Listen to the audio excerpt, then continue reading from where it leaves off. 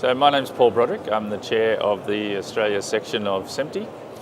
I've been in the broadcast industry for about 35 years, and I've worked at most of the broadcasters, so 7, 9, ABC, SBS, and now I work for Telstra Media.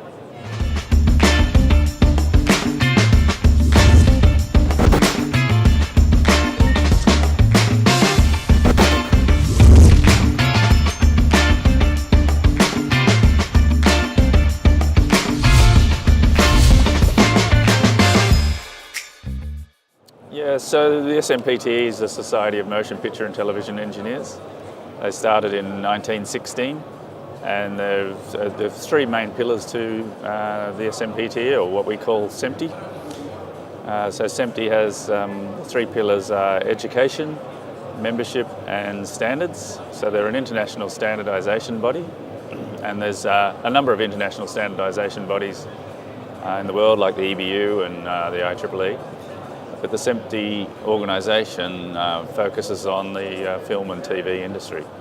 So developing standards particularly for that industry, and as well as the educational side, so putting on conferences such as the one we have here this week, do conferences around the world, and also do webinars and other training type sessions on standards and technology.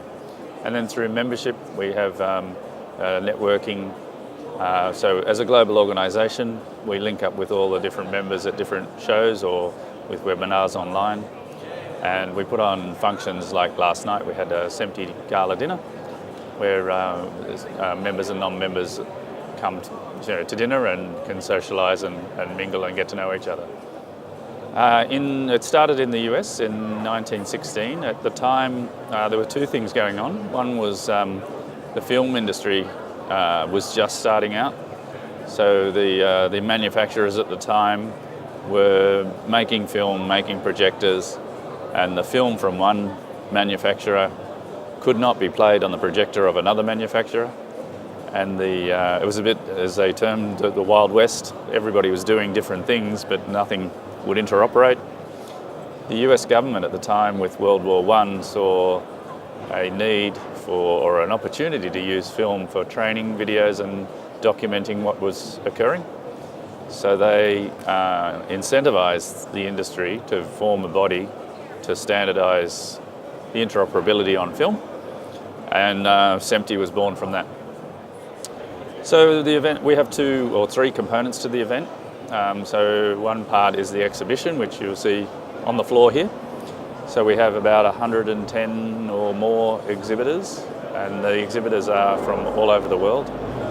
And we have local distributors who are hosting those manufacturers' products on the floor. So you can see products that have been made against the new standards and how they interoperate. They also bring their experts out from Germany or India or China or the US to talk about their products. And upstairs we have a conference, so the individuals can go to the conference and learn about the new technologies, how people are implementing those, and so use cases, and as well as understanding the standard.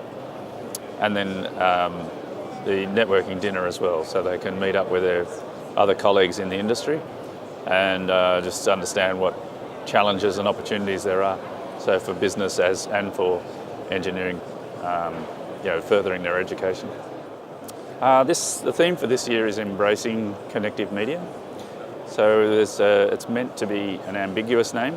So the two ways we're looking at that is connecting media using technology and connecting people using media.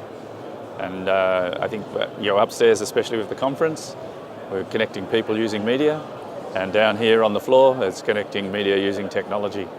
Well, we're putting it on, we put this, so we're a not-for-profit organisation, so we put on the conference and the exhibition for the industry, and it's an opportunity for the industry not only to do business, but to inform the local industry of what products and services are available, and to keep the local participants up to date with what's going on. So for instance, if we didn't put this show on, and assuming nobody else put the show on, the local industry would need to travel to the big trade shows overseas in Europe or the US, and not everyone can afford the time or the money to do that. So just brings it into reach of most people in the industry.